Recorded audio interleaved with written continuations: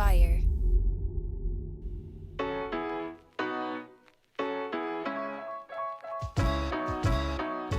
Welcome back to Starting Now. I'm your host, Jeff Sarris.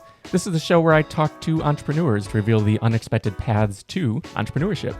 Today, my guest is Jason Schuller. Jason is someone who has created so many amazing products on top of WordPress.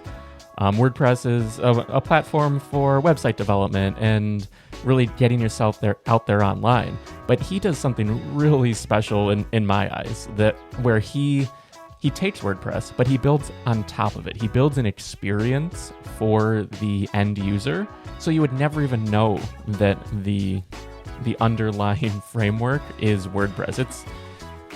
It's something you just have to see to really grasp, but I love it. And we dive into his whole story, where he started, how he got into the WordPress space around 2008, and how then he's developed throughout the years and created new projects, sunsetted, ended, and sold different projects, and what he's doing right now and what he's most excited for. This is a great episode. We talk a lot about going solo and then also the value in finding a great team. So I think you're really going to enjoy this episode. Without further ado, my conversation with Jason Schuller. Sure. Right now, are you still doing I think it was a Microsoft contract? Yeah, I am still doing a Microsoft contract that's coming up in June. Trying to decide whether I stick with it, give it another one up, or move on to the next thing. Yeah, but that's been a super validating and fun project to be a part of, for sure. Yeah, like validating in what ways? I never really worked for a big corporation like Microsoft before in the capacity that I do work today. So it's been a good experience from that standpoint, kind of getting out of your norm and giving yourself to something bigger like that, which I haven't done in so long. You never know what you're going to take away from it. And I feel like I've grown a lot over the year and a half, almost 2 years that I've been working with Microsoft and the team there. So yeah. Yeah, because it's good. It's been quite a few years since you've had like a job, right? That not fully self-employed. Yeah, no, I quit my very first full-time job I had was Boeing. I worked for Boeing. That's where I taught myself design and development. I was there for 10 years. And I kind of worked up the nerve to leave Boeing in 2008, just as WordPress was just kind of skyrocketing, community was building, I was building themes and kind of learning and exploring, and allowed me to kind of jump out of that corporate world at Boeing and dive into client work and then also launching my, the WordPress theme shop and running that through 2014. So yeah, I've been self-employed since 2008. Yeah, time flies, right? Time flies. Craziness. Yeah. So just to sort of start with what you're doing right now, how do you encapsulate everything, all the myriad projects and things that you're working on? I'd say the big, aside from Microsoft, the biggest thing I'm a part of right now, again, working with teams has been so great. I mean, I worked on my own and did my own things for so long. Being a part of bigger groups has opened up so many more doors and has opened up so many opportunities for growth in ways that you just don't realize when you're doing things on your own. And so the biggest thing I'm a part of right now is kind of a collective. We call it a collective called Make Lemonade. And it's me and Orman Clark and Gilbert and J.R. Farr. And we're building these great tools for creators just like us. We're kind of pulling together the decade plus we have of building things for creators and building a suite of tools that we would have wanted to have as we were selling things. So I'd say that's the biggest thing I'm a part of right now. Yeah, for sure. And is that, I know that's, it has an e-commerce component. Is it a much more broad sort of project than e-commerce? Yeah, I mean, So there's a lot of great e-commerce platforms out there right now, right? Like there's Gumroad, which so many people are using right now. There's Podia. There's a million of them, right? There's ConvertKit for folks that are doing all their newsletter things, but none of them really do all the things that you want to do in one platform. Whoop. And that's what And that's what we're trying to accomplish with Lemon Squeezy. So Lemon Squeezy essentially is a payments platform, but it's also a presence platform, a digital presence platform. So we're starting with payments. It's essentially going to be Gumroad out of the box. And then down the road, what we're working on is comms. So like anything you could do with ConvertKit or MailChimp, you'll be able to do right through Lemon Squeezy as well. You'll be able to launch a newsletter, maintain that communication with your customer as you're selling your products. And then phase 3 is going to be actually building your entire web presence through Lemon Squeezy. Nice. So it's going to be an entire platform from start to finish for creators. And that sounds almost like it compiles a lot of your projects through the years as well, because you've done like Disco and all these different things that are like, you have the platform there, you have this and that. Yeah, I mean, a lot of what we're doing kind of compiles ideas from all of us, right? So this collective, we've had so many ideas in the space and have put out so many different things and experiments, and we're kind of taking all the goods and that came from those experiments and putting them into this suite of tools that we're building for creators. So yeah, awesome. Well, I always like to dive into origin stories. You mentioned working for Boeing and moving on to WordPress. What would you say you were how did you approach that? Were you building maybe a client base? Were you building a rapport within the community before that leap? And how did that go? Yeah, no, it was so natural, right? It was one of the most natural things I ever did. And it's so hard to replicate that natural progression from one thing to the next. But for me, it was just realizing a lot of the problems internal to the Boeing company. They were building all their internal websites. Their internal web infrastructure was all static HTML at the time. And I actually think they're still using static HTML for their internal web. It wouldn't surprise me. I don't know, but it kind of forced me to play around with these different platforms and try and find a better solution for that problem, because it was just such a rigmarole of hand touching all these HTML files and updating. And why not implement something like WordPress for the entire, internal infrastructure for a company like Boeing?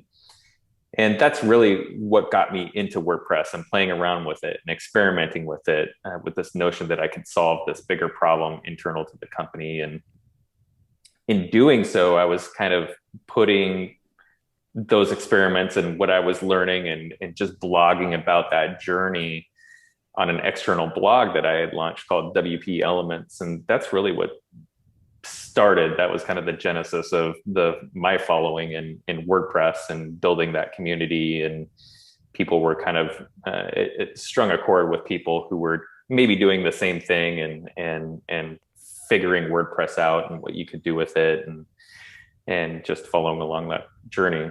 I was able to build a client base by doing that. And that's really what opened the doors, I want to say, to just jumping ship and going full on clients at first, and then parlaying that client base into WordPress themes and building the theme shop. So yeah, and it's sort of that build in public mentality, but a while ago. I mean, you were documenting your journey of learning and growth, and that's valuable, I think, really today as well, just in the same way. It's just, it's a different landscape, but at the same time, when we can document what we're going through, people really, really connect with that.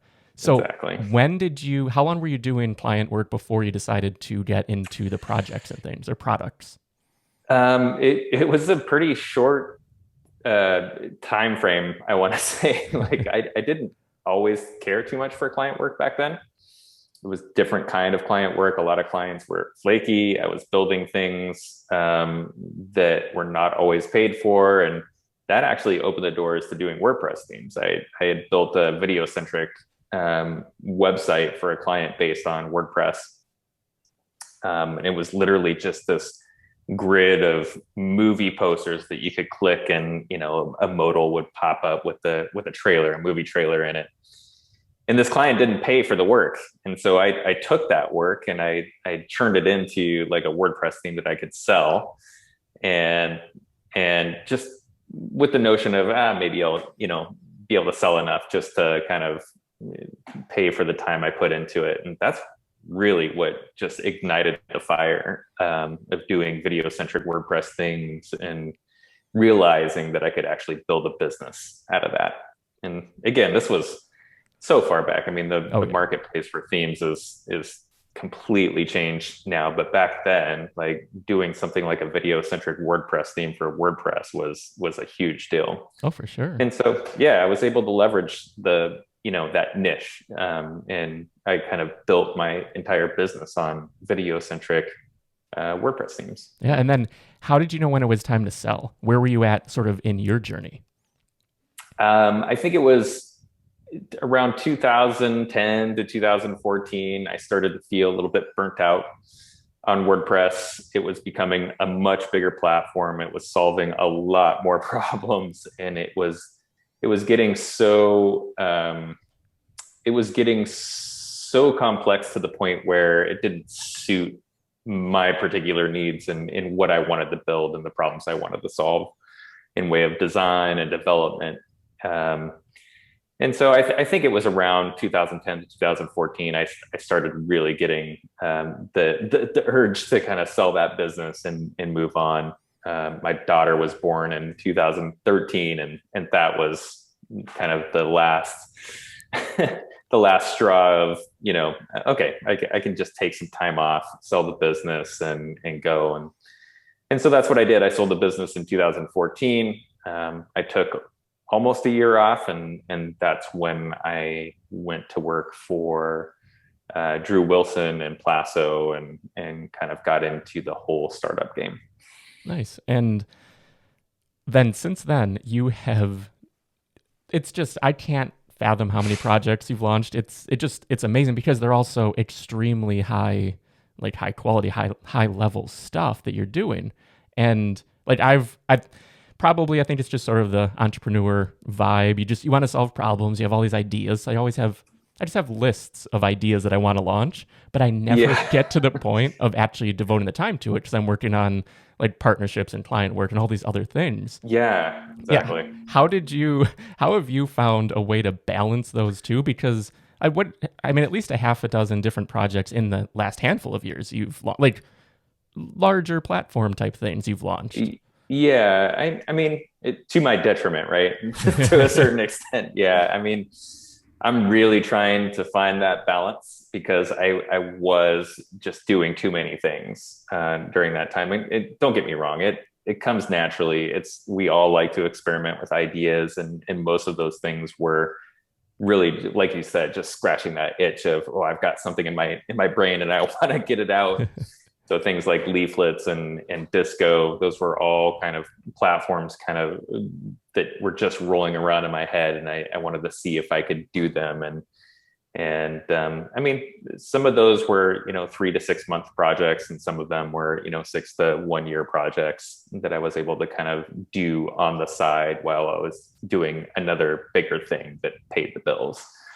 Mm-hmm. But now, again, you get to that point of it's burnout, right? Because you're just doing way too much, and especially with a kiddo at home and wanting to spend as much time with my family as possible, while at the same time, paying the bills and still scratching that itch a little bit, trying to find that balance. So, yeah.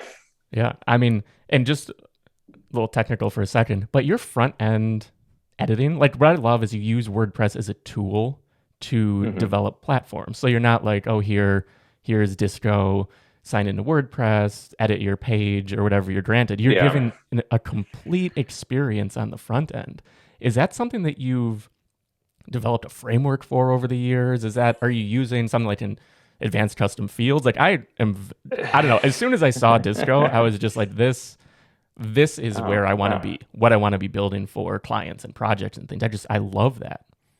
I appreciate it. Yeah.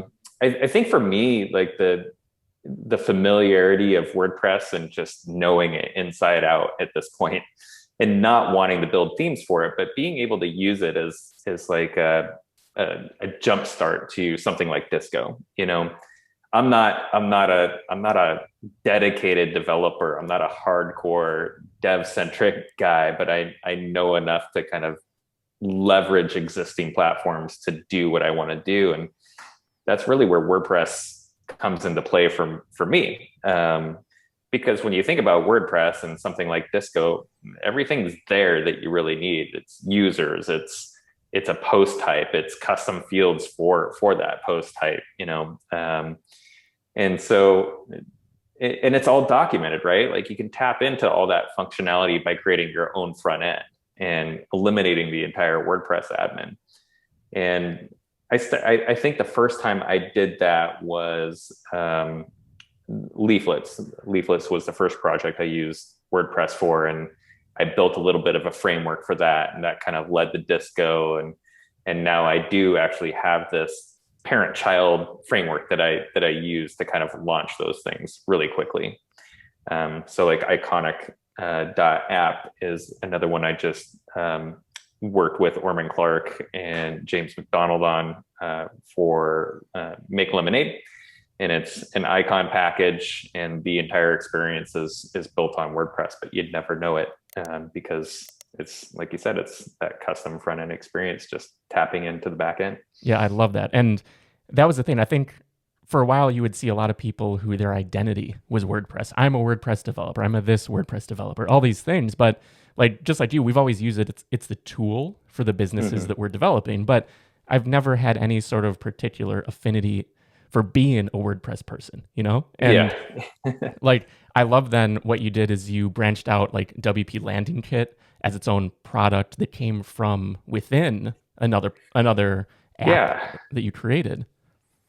Yeah, that was, and I actually found a quote unquote WordPress developer to help me with that one, because I knew if I was going to be building a plugin, I'd want somebody who really knew what they were doing and really knew the ins and outs of building a plugin for the masses. And you're definitely downplaying your developer abilities. Like, I mean, you know what you're doing. I mean, from everything I've seen. You think you do, but like, would most people use WordPress to build something like Disco? Probably not. When I say that to actual developers, like, really, you use WordPress? Wow, I wouldn't even think of doing it that way. It's like, yeah, I think it's brilliant though. I mean, because it is. You use the tools that are, you're familiar with, and does it really matter when it's this need to kind of get the idea out the door? It's I think it's more important sometimes to leverage what than to make it more complicated than it actually needs to be, to get especially like an MVP out the door, or even just to scratch that itch and get an idea out the door, for sure. Yeah. And have you thought about forking off the front end kit of sorts that you built for yourself, the engine? Yeah, I think it's something we've talked about, again, under Make Lemonade. So like the whole point of Make Lemonade is I wanted to be done doing things on my own, and so did these other people. And so like all these little things that I've built can be leveraged under that brand now. Like if we wanted to launch a platform, the WordPress platform that I use to make all these things, Disco, Leaflets, Iconic, we can do that. And it's something we have talked about. So potentially in the future, there's no like solid plans for it, but I think eventually it'll get done. Yeah, I think I'll be first in line for that, because I just love it. It's awesome. Oh, thanks, man. Appreciate it. So before Lemonade, and when you were doing all these projects, were you completely solo, or other than the developer for Landing Kit, were you doing everything on your own? I was doing most everything on my own. Yeah. There was a little bit of time there. Again, I was working with Drew Wilson Plasso, which was a major payments platform that was sold off to GoDaddy. And honestly, I think I'd still be working for that company if it hadn't sold. It was such a great team and such a fun experience with like-minded creators. And I don't know, it was just a super fun team. But Rivet .com is another one I did with a partner, and but yeah, for the most part, I'd say mostly solo. But again, working with teams, I've realized there's just so much value in working with teams and having that camaraderie and having like-minded people, but also people who specialize in and are better than you in certain ways and can provide that critical feedback that you need to grow. And so again, like working with Microsoft and working with Lemonade and all the great talent that's under that umbrella, like I feel like I've grown more over these past several years than I ever have on my own. So Yeah, it's hard to relinquish that control, say. Like, I'm just it for is. me, like me and my business partner Dave, we've done 100% of everything in the house. We don't even have an accountant. It's just every single thing we do. And Yeah. like we talk about it, how if we were to bring on some good people, it would alleviate so much more time to grow and develop and do some of these projects that I've always wanted to do. Yep. So yeah, I think there's definitely some balance to find there, figuring out Yep. how to find your partners or how to find your maybe freelancers or whoever you would work with. And Yep. that is a challenge. Have you thought about how you might approach that? Because obviously you have partners now from your relationships. But if you were to Yep. bring in some new people, any thoughts on Um, that? yeah, totally. I mean, again, everything we're doing under Make Lemonade is under this notion of we have this co-founding pool of um, this collective, right? That's Make Lemonade, but the idea is down the road that could actually expand into other, creative talent that wants to join up under the brand. And so we've sectioned off a little bit of equity and we're kind of keeping the doors open to, if it makes sense, we might bring in this person or that person under that collective pool and kind of grow the brand even further. Because it's so much more fun to be working with people, and especially like the ability to work with somebody like Gilbert, who is by all means just an amazing developer, far beyond the reach of anything I could do. Um, and to be able to, like you said, relinquish that control a little bit and get over that need to have everything controlled under your own two hands. It's been so great, like, because Gilbert can do his thing, I can do what I do best, Orman can do what he does best, JR can do what he does best, and I don't know, it's a great feeling for sure. Yeah, definitely. So with all these projects, how do you know when to either sunset or sell off a project? I know like recently, I think Disco was acquired, if I'm understanding correctly, Yep. and then Agent Engine with our mutual friend Brian Gardner. I think you were working with him Yeah. on that, and things are a little quieter there at the moment. Um, Yeah. yeah. um I've become, it's become easier for me to sunset things or to sell them. Let's put it that way. Whereas before, I would want to hold on to things just because I built it and I believed in it, and I don't want to hand it off to somebody else who, but now it feels so good to kind of get those things off your plate and just let them go and move forward. I've become much better at it. Leaflets was very much a passion project. I love that project. And I was able to just let it go, sell it. It wasn't doing what I needed it to do for me, but maybe under a different set of hands, it might. I don't know. It doesn't seem like it's done much since I sold it, but it doesn't matter. And same with Disco. It was more the ability to kind of get that project off the ground and get that idea out of my head. And now that I've done it, I learned so much by doing those projects that I can apply to other projects, Mm-hmm. like Agent Engine. I mean, Agent Engine was the brainchild of Brian Gardner and myself. I mean, when Brian saw that what I had done with Disco, he had, this super smart idea of bringing that to a niche like real estate. It just kind of made sense. And so that collaboration made sense from the standpoint of the tech was already built and it just needed to be catered to this specific niche, and we were able to kick that out pretty quickly, I want to say. And we'll see where it goes. Like you said, it's a little bit slow right now on the agent engine side, and that's okay. We can all move on and explore the next thing. Yeah, I'm seriously just envious of all the stuff that's actually launched. Just because, yeah, I can't. It's hard for me to even fathom that, because there's so many pending little projects just floating around for me that I'm like, one day I'll get to this, one day I'll get to that. But yeah, I love. And there's so many I want to get to. Oh yeah, I can imagine. I mean, there's so many ideas I want to launch and get out the door. I mean, it's every month you have a new idea that you just want to build and launch it and get it out the door. And it's tough to kind of restrain yourself sometimes, for sure. And have you tried to monetize every idea, or are a lot of these really just getting them out there and seeing what happens? I mean, leaflets was for sure something I wanted to try and monetize. It didn't strike the chord I thought it would. I was watching things like Cardco by AJ do so well, and the difference I saw in leaflets was, what if somebody wants a single page website that does something very, very specific and isn't quite as customizable and is very much focused in the problem it's solving. And I think a lot of my problem historically is I don't know how to properly market things. So it's not so much the product. You and me both.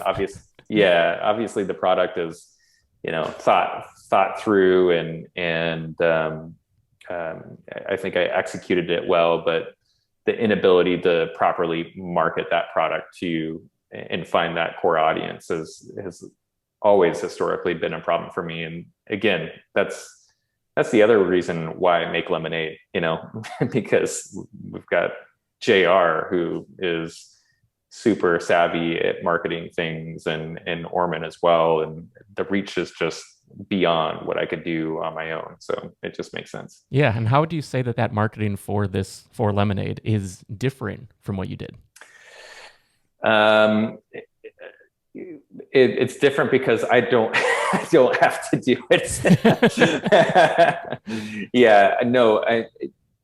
Again, JR has such a long-standing history of launching successful things and being able to properly market those things and tell the right story and find the right audience and focus. And even Orman, I mean, he's got a strong history of being able to launch things and find that audience.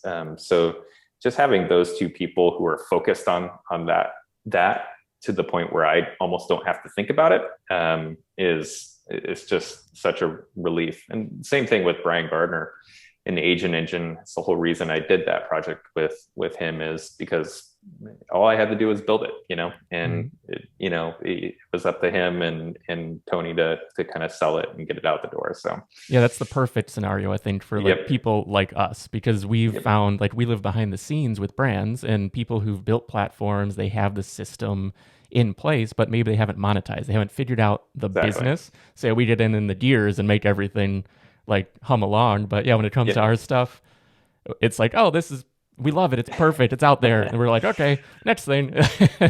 Yeah. With all these projects, then what was your support looking like in terms of maintenance and maybe user support? That's always a tough one. I'd say the plugin WP landing kit is by far required the most support. It's such a support intensive product. Is the developer a partner or just he's a partner? Yeah. Okay, cool. I mean, it's a full on 50-50 partner. Phil Kurth, he's a really talented WordPress plugin developer. And I kind of threw the idea out there and made it very clear that I was looking for a 50-50 partner that would be willing to build it and share profits. But I quickly realized that the plugin support is 10x even theme support, because there's so many different types of environments and especially for a landing kit, the type of product that it is, it just requires a lot of support. Things like landing things like leaflets and disco. I mean, those were so fluid and natural, and there wasn't much that a user could go wrong with in using those products. Support was pretty much nil for those things. So definitely the WordPress related products are a lot harder. Yeah. Yeah. That, I mean, it comes back to the partnership and the value and all of that. It's, I mean, Yep. hugely, hugely valuable, and it shows. Yep. So what does a typical day look like for you right now? Because you're balancing Microsoft, Lemonade, just everything. Yeah. And again, that's trying to find that balance as I go.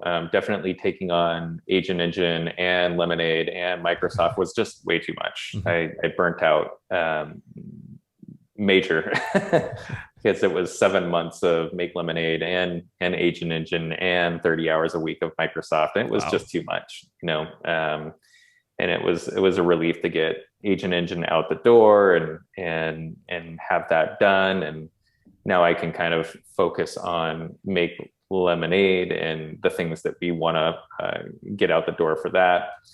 And I think that's enough, two things, one 30-hour a week job and the other 10 hours a week going to Make Lemonade. It's plenty of work. I don't need any more than that.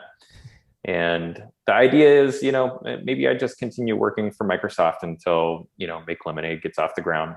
And that's fine by me because I actually enjoy what I do.